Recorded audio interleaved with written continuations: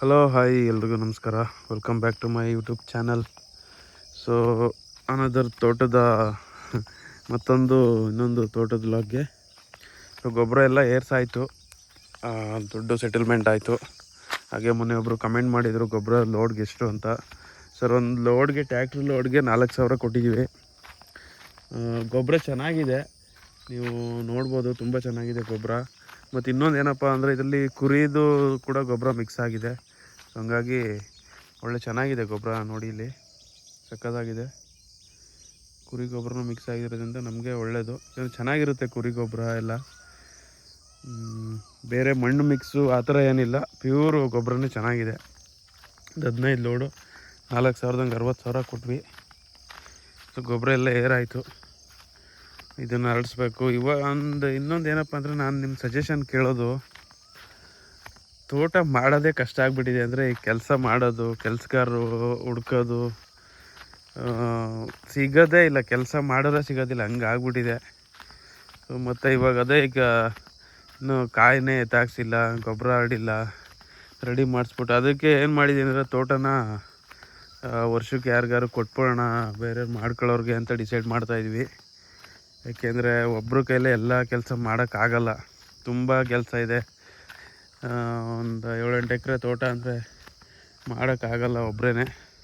ಒಂದು 5-6 ಹಸುಗಳು ಬೇರೆ ಇದೆ, ಹೀಗಾಗಿ ಕೆಲಸ ಜಾಸ್ತಿ ಆಗ್ತಿದೆ. ಒಬ್ಬರ ಕೈಲೇ ಮಾಡೋಕ್ಕಾಗ್ತಿಲ್ಲ, ಎಲ್ಲೂ ಹೊರಗಡೆ ಎಲ್ಲೂ ಹೋಗಂಗಿಲ್ಲ, ಎಲ್ಲೂ ಬರೋಂಗಿಲ್ಲ, ಹಂಗೆ ಆಗ್ಬಿಟ್ಟಿದೆ. ಬರೀ ತೋಟದ ಕೆಲಸನೇ ಆಗೋಗುತ್ತೆ, ಏನು ಮಾಡೋದು ಗೊತ್ತಾಗ್ತಿಲ್ಲ. ಅದಕ್ಕೇ ಯಾರು ತೋಟ ಮಾಡ್ಕೊಳ್ಳೋರಿದ್ದರೆ ವಿಡಿಯೋ ಕಮೆಂಟ್ ಮಾಡಿ, ನಂಬರ್ ಕೊಡ್ತೀನಿ, ಮಾತಾಡೋಣ. ಏನಿಲ್ಲ, ತೋಟ ಸೋಗು ಗುದ್ಮಟೆಗಳು ಎತ್ಕೊಂಡು ನೀರು ಹಾಯಿಸ್ಕೊಂಡು ಬಿದ್ದಿರೋ ಕಾಯಿಗಳು ಹತ್ತಿ ಪಂಪ್ಸೆಟ್ ಮನೆಗೆ ಹಾಕಿ, ಇಷ್ಟೇ, ಇನ್ನೇನಿಲ್ಲ. ಒಳ್ಳೆ ತೋಟ ಚೆನ್ನಾಗೈತೆ. ಇದೆಲ್ಲ ನೋಡಿ, ಇದು ಫಸ್ಟ್ ಸ್ಟಾರ್ಟಿಂಗ್ ಸಿಗೋದು ಇದೆಲ್ಲ ತೆಂಗಿನ ತೋಟ. ಇದು ಇನ್ನು ಕೆಳಗಡೆಗೆ ಹೋಯ್ತಿದ್ದಂಗೆ ಅಡಿಕೆ ತೋಟ ಸಿಗುತ್ತೆ. ಇವತ್ತೇನು ಬಿಸಿಲು ಹಿಂಗೆ ಹೊಡಿತೈತೆ, ಬೆಳಗ್ಗೆನೇ 6:30ಗೆ ಬಿಸಿಲು ಸರಿಯಾಗಿ ಹೊಡಿತೈತೆ.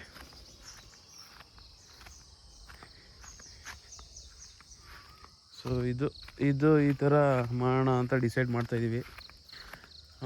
ಯಾರಾದರೂ ಕೆಲಸದವರು ಗೊತ್ತಿದ್ದರೆ ನಿಮಗೆ ಕಮೆಂಟ್ ಮಾಡಿ, ಬರೋಕ್ಕೆ ಇಂಟ್ರೆಸ್ಟ್ ಇದ್ದರೆ. ಇಲ್ಲಾಂದರೆ ಯಾರಾದ್ರು ತೋಟ ಮಾಡ್ಕೊಳ್ಳೋರಿದ್ರೂ ಕಮೆಂಟ್ ಮಾಡಿ. ಹಾಗೆ ಇನ್ನೊಂದೇನಪ್ಪ ಅಂದರೆ, ಇನ್ನೊಂದು ಸಲಹೆನ ನಿಮ್ಮ ಹತ್ರನೇ ಕೇಳಬೇಕು. ತೋಟ ಮಾಲೀಕರು, ತೋಟ ಮಾಡೋರ ಜೊತೆ, ರೈತ ಬಾಂಧವ್ರ ಜೊತೆ ಈಗ ಇದ್ರೊಳಗಡೆ ಏನಾದರೂ ಮಾಡ್ಬೋದಾ ಅಂದರೆ, ತೆಂಗಿನ ಮರದ ಮಧ್ಯದಲ್ಲಿ ಈಗ ನೋಡಿ ಸುತ್ತ ತ್ಯಾಗದ ಮರ ಇದೆ. ಸೊ ಇದಕ್ಕೆ ಇನ್ನಷ್ಟು ತ್ಯಾಗದ ಮರಗಳು ಏನಾದರೂ ನೆಡ್ಬೋದಾ, ಇಲ್ಲ ಇದ್ರ ಜೊತೆಗೆ ಒಳಗಡಿಕೆ ಏನಾದರೂ ಜೊತೇಲಿ ಬೆಳೆಯೋವಂಥ ಬೆಳೆ ಆಗಿರ್ಬೋದು, ಇಲ್ಲಾಂದರೆ ಬಾಳೆ, ಈ ಥರ ಏನಾದರೂ ಹಾಕ್ಬೋದಾ? ಹಾಕಿದ್ರೆ ಬೆಳೆಯುತ್ತಾ? ಯಾಕೆಂದರೆ ಎಲ್ಲ ಹೇಳ್ತಾರೆ ತೆಂಗಿನ ಮರದ ನೆರಳು ಕರೆಕ್ಟಾಗಿ ಬೆಳೆಯಲ್ಲ ಅಂತ ಹೇಳ್ತಾರೆ. ಮಧ್ಯದಲ್ಲಿ ತ್ಯಾಗದ ಮರಗಳು ಬೇರೆ ಇದೆ. ಸೊ ಹಂಗಾಗಿ ಏನು ಹಾಕ್ಬೋದು, ಏನು ಹಾಕಿದ್ರೆ ಬೆಳೆಯುತ್ತೆ, ಉಪಯೋಗವಾಗುವಂಥದ್ದು ಅಂದರೆ, ಈಗ ತರಕಾರಿ ಅವೆಲ್ಲ ಬೆಳೆಯೋಕ್ಕಾಗಲ್ಲ, ಶುಂಠಿನೂ ಬೆಳೆಯೋಕ್ಕಾಗೋದು ಡೌಟು ಅನಿಸುತ್ತೆ. ಯಾಕೆಂದರೆ ನೆರಳು ಜಾಸ್ತಿ ಐತೆ, ತೆಂಗಿನ ಮರದ ನೆರಳು ಜಾಸ್ತಿ ಐತೆ. ಸೊ ಹಂಗಾಗಿ ಶುಂಠಿ ಬೆಳೆಯೋದು ಕಷ್ಟ ಅನಿಸುತ್ತೆ. ಶುಂಠಿ ಏನಾದ್ರು ಬೆಳಿಬೋದು ಅಂದರೆ ಕಮೆಂಟ್ ಮಾಡಿ. ಅದನ್ನು ಬಿಟ್ಟರೆ ಏನು ಬೆಳಿಬೋದು? ಬಾಳೆ ಬೆಳಿಬೋದಾ? ಬಾಳೆಗೆ ನೆರಳಾಗುತ್ತಾ ಏನೋ ಅದು ಗೊತ್ತಾಗ್ತಿಲ್ಲ. ಬಟ್ ನೆರಳಿದ್ರೆ ಯಾವುದೇ ಬೆಳೆ ಅಷ್ಟು ಚೆನ್ನಾಗಿ ಬರೋಲ್ಲ ಅಂತ ಹೇಳ್ತಾರೆ ಎಲ್ಲರೂ ರೈತರು. ಸೊ ಅದಕ್ಕೆ ಯಾವ್ದು ಬೆಳೆ ಬೆಳಿಬೋದು ಅನ್ನೋ ತಿಳಿಸಿ. ಹಾಗೆ ಮತ್ತೆ ಸುತ್ತ ತೆಂಗಿನ ಮರ ಹಾಕ್ಬೋದಾ, ತ್ಯಾಗದ ಮರ ಹಾಕ್ಬೋದಾ ಅದನ್ನು ಹೇಳಿ. ಇಲ್ಲ ಅಂದರೆ ಈಗ ಈ ಮಾವಿನ ಮರ, ಸಪೋಟ ಗಿಡ ಏನಾದರೂ ನೆಡ್ಬೋದಾ? ನೋಡಿ ಇಲ್ಲೋ ಒಂದು ಸುಮಾರು ಸಪೋಟ ಗಿಡ ಇದೆ ನೋಡಿ, ಇದು ಸಪೋಟ ಗಿಡ. ಆಮೇಲೆ ಸ್ವಲ್ಪ ಮೇಲ್ಗಡೆ ನೋಡಿ, ಇಲ್ಲಿ ಇದೊಂದು ಸಪೋಟ ಗಿಡ. ಹಾಗಾಗಿ ಮಧ್ಯದಲ್ಲಿ ಒಂದೊಂದು ಸಪೋಟ ಗಿಡಗಳು ಹಾಕಿದ್ದೀವಿ. ಸೊ ಮತ್ತೆ ಇನ್ನೂ ಸಪೋಟ ಗಿಡಗಳು ಹಾಕ್ಬೋದಾ, ಇಲ್ಲಾಂದರೆ ಮಾವಿನ ಗಿಡಗಳು ನೆಡ್ಬೋದಾ? ಇಲ್ಲಾಂದರೆ ಯಾವುದು ಬೇಡ, ಸುಮ್ಮನೆ ಸುತ್ತ ಜಮೀನು ಸುತ್ತ ಬದ ಇರ್ತದಲ್ಲ ತೆವರು, ಅಲ್ಲಿ ತ್ಯಾಗದ ಮರಗಳು ನೆಟ್ಬಿಡೋದ ಅಂಚಲ್ಲಿ. ಅದು ಬೇಡ ಅಂದರೆ ಇನ್ನು ಅಡಿಕೆ ತೋಟ ಮಾಡ್ಬೋದು, ಅಡಿಕೆ ಸಸಿ ನೆಡ್ಬೋದಾ ಮಧ್ಯದಲ್ಲಿ? ಏನು ಮಾಡ್ಬೋದು ಅಂತ ಕಮೆಂಟ್ ಮಾಡಿ. ಅಡಿಕೆ ಸಸಿ ನೆಟ್ಟರೆ ಚೆನ್ನಾಗಿ ಬರೋಲ್ಲ ಅನಿಸುತ್ತೆ. ಯಾಕೆಂದರೆ ಇಲ್ಲಿ ಸ್ವಲ್ಪ ನೆಟ್ಟಿದ್ದೀವಿ ಈ ಕಡೆ ತೆಂಗಿನ ತೋಟದಲ್ಲಿ. ಬಟ್ ಫಲ ಏನು ಬರ್ತಾ ಇಲ್ಲ ಅಡಿಕೆಯಲ್ಲಿ. ನೋಡಿ ಗಿಡಗಳೇ ಒಂಥರ ಇದಾಗ್ಬಿಟ್ಟಿದೆ. ಈ ಅಡಿಕೆ ಗಿಡಗಳಿಗೂ ಅಡಿಕೆ ಮರಗಳಿಗೂ ಆ ತೋಟದಲ್ಲಿರೋ ತೋಟದಲ್ಲಿರೋ ಮರಗಳಿಗೂ ತುಂಬ ವ್ಯತ್ಯಾಸ ಇದೆ. ಏಕೆಂದರೆ ಅದು ಫಲ ಚೆನ್ನಾಗಿದೆ. ಸೊ ಹಂಗಾಗಿ ಇದ್ರೊಳಿಗೆ ತೆಂಗಿನೊಳಿಗೆ ಎರಡು ಮಿಕ್ಸ್ ಮಾಡಿದ್ರೆ ಅಷ್ಟು ಚೆನ್ನಾಗಿ ಬರೋಲ್ಲ ಅನಿಸುತ್ತೆ. ಈಗ ತೆಂಗಿನ ಮರಗಳನ್ನ ಸಪ್ರೇಟಾಗಿ ಅಂಚಿನಲ್ಲಿ ನೆಟ್ಬಿಟ್ಟು ಮಧ್ಯದಲ್ಲಿ ಅಡಿಕೆ ಮರ ನೆಟ್ಟರೆ ಅಡಿಕೆ ಗಿಡಗಳು ಏನಾಗಲ್ಲ, ಚೆನ್ನಾಗಿ ಬೆಳೆಯುತ್ತೆ. ಇಲ್ಲ ಅಂದರೆ ಸ್ವಲ್ಪ ಕರೆಕ್ಟಾಗಿ ಬರಲ್ಲ ಅಂತ ನನ್ನ ಅಭಿಪ್ರಾಯ. ಸೊ ಏನಾದರೂ ಮಾಡ್ಬೋದು ಅಂತ ನಿಮಗೆ ಅನಿಸಿದ್ರೆ, ಸರಿ ಅನಿಸಿದ್ರೆ ದಯವಿಟ್ಟು ತಿಳಿಸಿ. ಸೊ ಅದೇ ರೀತಿ ಫಾಲೋ ಮಾಡ್ತೀವಿ, ನೆಡ್ತೀವಿ. ಮತ್ತು ಈಗ ತೋಟ ಉಳಿಸೋದು ಮತ್ತು ಈಗ ಗೊಬ್ಬರದ್ದು ಇದ್ರ ಬಗ್ಗೆ ಏನಾದರೂ ಚೇಂಜಸ್ ಮಾಡ್ಕೋಬೇಕಾ ಅಂತ ಏನಾದರೂ ನಿಮ್ಮ ಅನಿಸಿಕೆ ಅಭಿಪ್ರಾಯಗಳೇನಾದರೂ ಇದ್ದರೆ ಕಮೆಂಟಲ್ಲಿ ತಿಳಿಸಿ. ಇದು ನೋಡಿ ಹಲಸಿನ ಮರ, ಹಲಸಿನಣ್ಣೆ ಬಿಟ್ಟಿಲ್ಲ, ಸುಮ್ಮನೆ ಬೆಳ್ಕೊಂಡು ಹೋಗಿದೆ ಅಷ್ಟೇ.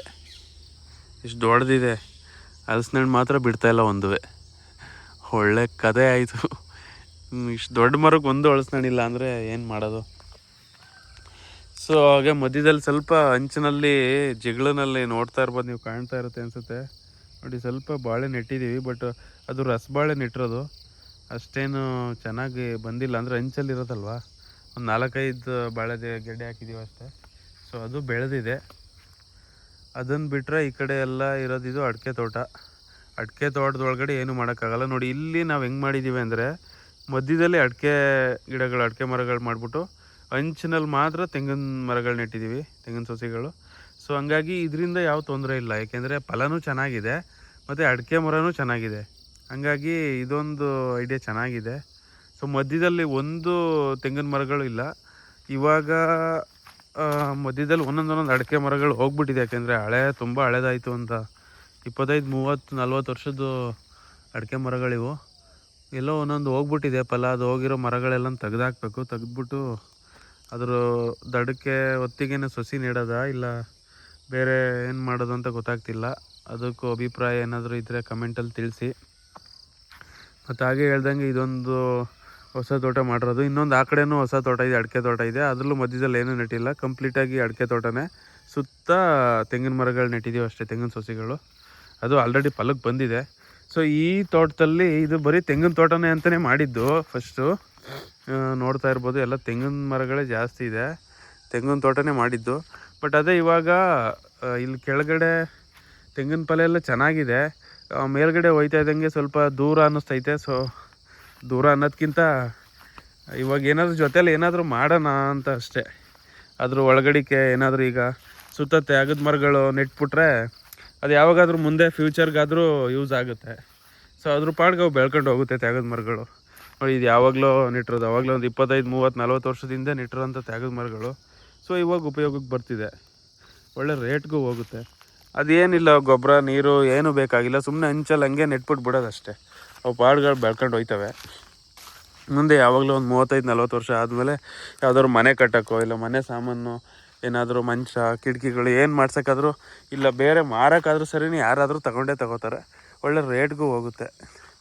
ಹಂಗಾಗಿ ಸೊ ಅದೆಲ್ಲ ಉಪಯೋಗ ಬರುವಂಥ ಫ್ಯೂಚರ್ ಪ್ಲ್ಯಾನ್ ಅದು. ನೋಡಿ ಇಲ್ಲೆಲ್ಲ ಸುತ್ತ ಇದೆ ತ್ಯಾಗದ ಮರಗಳು. ಸೊ ಈಗ ಅಂದರೆ ಇನ್ನೂ ಎಳೆದಿದೆ, ಇನ್ನೂ ಬಂದಿಲ್ಲ. ಈಗ ನೋಡಿ ಈಗ ಚಿಕ್ಕದಿದೆ, ಈಗೇನು ಗೇಣಷ್ಟು ದಪ್ಪ ಇಲ್ಲ, ಇವು ಏನು ಬರೋದಿಲ್ಲ. ಇನ್ನೊಂದು 25, 30 ವರ್ಷ ಹೋಗಬೇಕು, ಅಲ್ಲಿವರೆಗೂ ಅವೇನು ಯೂಸ್ ಆಗೋದಿಲ್ಲ. ಸೊ ಹಂಗಾಗಿ ಇದೇ ರೀತಿ ತ್ಯಾಗದ ಮರಗಳು ಸುತ್ತ ನೆಟ್ಬಿಡ್ಲಾ. ಇಲ್ಲ ಅಂದರೆ ನೋಡಿ ಈ ತೋಟ ಇಲ್ಲಿಂದ ಮೇಲ್ಗಡಿಕೆ ಒಂದು ಅಡಿಕೆ ಗಿಡಗಳಿಲ್ಲ. ಸೊ ಇಲ್ಲಿ ಮುಂದ್ಗಡಿಕೆ ಇಲ್ಲಿ ಮೇಲ್ಗಡಿಕೆ ಆದಂಗೆ ಅಡಿಕೆ ತೋಟ ಮಾಡಿಬಿಡ್ಲಾ. ಯಾಕೆಂದ್ರೆ ನೋಡಿ ಇಲ್ಲಿ ಇಷ್ಟು ದೊಡ್ಡ ಗ್ಯಾಪ್ ಇದೆ ಮಧ್ಯದಲ್ಲಿ, ಏನು ತೆಂಗಿನ ಮರಗಳಿಲ್ಲ, ಏನೂ ಇಲ್ಲ. ಸೊ ಹಂಗಾಗಿ ಈ ಥರ ನೆಟ್ಟರೆ ಅಡಿಕೆ ಸಸಿಗಳು ಬೆಳಿತಾವ. ಇಲ್ಲ ಅಂದರೆ ಇದಕ್ಕೂ ಸುತ್ತ ತ್ಯಾಗದ ಮರಗಳು ಹಾಕ್ಬಿಡ್ಲಾ, ಇಲ್ಲ ಬೇರೆ ಮರಗಳೇನಾದರೂ ಹಾಕ್ಲಾ, ಇಲ್ಲ ಅದ್ರ ಬದಲು ಸಪೋಟ ಮಾವಿನ ಗಿಡಗಳೇನಾದರೂ ನೆಡ್ಬೋದಾ. ಸಪೋಟ, ಮಾವಿನ ಗಿಡ, ಹಣ್ಣಿನ ಗಿಡ ಈ ಥರ ಏನಾದ್ರು ನೆಟ್ಟರೆ ಬರುತ್ತಾ ಚೆನ್ನಾಗಿ? ದಯವಿಟ್ಟು ಕಮೆಂಟ್ ಬಾಕ್ಸಲ್ಲಿ ತಿಳಿಸಿ. ಅಂದರೆ ಇದೆಲ್ಲ ಮಾಡೋದು ಏನೂ ಕೆಲಸ ಆಗಬಾರ್ದು, ಅಂದರೆ ಕೆಲಸಗಾರರು ಸಿಕ್ಕಿ ಎಲ್ಲ ರೆಡಿ ಮಾಡಿ ಸುಮ್ಮನೆ ಒಂದಿನ ಏನು ಮಾಡಲಿಲ್ಲ ಅಂತ ಸುಮ್ಮನಿದ್ರು ಆಗುತ್ತೆ ಅನ್ನೋಂಗಿದ್ರೆ ಮಾಡೋದಷ್ಟೇ. ಈಗ ಡೈಲಿ ಬಂದು ಎಲ್ಲ ಮಾಡಬೇಕು, ನೀರು ಹಾಯಿಸ್ಬೇಕು, ಗೊಬ್ಬರ ಹಾಕಬೇಕು, ಔಷಧಿ ಹೊಡಿಬೇಕು, ಆ ಥರ ಎಲ್ಲ ಇದ್ದರೆ ಮಾಡೋಕ್ಕಾಗಲ್ಲ. ಯಾಕೆಂದರೆ ಒಬ್ಬನೇ ಎಲ್ಲನೂ ಮಾಡೋದು ತುಂಬ ಕಷ್ಟ. ಯಾರಾದರೂ ಕೆಲಸಗಾರ ಸಿಕ್ಕಿದ್ರೆ ಮಾಡ್ಬೋದು ಅಷ್ಟೇ, ಇಲ್ಲಾಂದರೆ ಮಾಡೋಕ್ಕಾಗಲ್ಲ. ನೋಡಿ ಇದು ಹೇಳಿ ಸಪೋಟ ಒಳ್ಳೆ ಫಲ ಬಿಡುತ್ತೆ. ಇದನ್ನು ಸೀಸನ್ ಟೈಮಲ್ಲಿ, ಹಣ್ಣು ಬಿಡೋ ಟೈಮಲ್ಲಿ ಒಳ್ಳೆ ಫಲ ಬಿಡ್ತದೆ. ಸೊ ಸುಮಾರು ಒಂದು 7-8 ಸಪೋಟ ಗಿಡಗಳಿದೆ, ಮತ್ತು ಒಂದು 3-4 ಮಾವಿನ ಮರಗಳಿದೆ. ಮಧ್ಯದಲ್ಲಿ ಹಂಗೆ ಹಾಕಿದ್ದೀವಿ. ಸೊ ಅದಕ್ಕೆ ನಿಮ್ಮ ಅಭಿಪ್ರಾಯ ತಿಳ್ಕೊಂಡು ಮಾಡ್ಬೋದು ಅಂದರೆ ಸಪೋಟ ಗಿಡಗಳು ನೆಟ್ಬಿಡೋದು, ಇಲ್ಲಾಂದರೆ ಮಾವಿನ ಗಿಡಗಳು ಹಾಕ್ಬಿಡೋದು. ಅದು ಆಗಿಲ್ಲ ಅಂದರೆ ಸುತ್ತ ತ್ಯಾಗದ ಮರಗಳು ನೆಟ್ಬಿಟ್ಟು ಸುಮ್ಮನೆ ಆಗ್ಬಿಡೋದು ಅಷ್ಟೇ. ಏನು ಮಾಡೋಕ್ಕಾಗಲ್ಲ, ಇರೋ ತೋಟನ ಮೇಂಟೈನ್ ಮಾಡ್ಕೊಂಡು ಹೋಗೋದಷ್ಟೇ.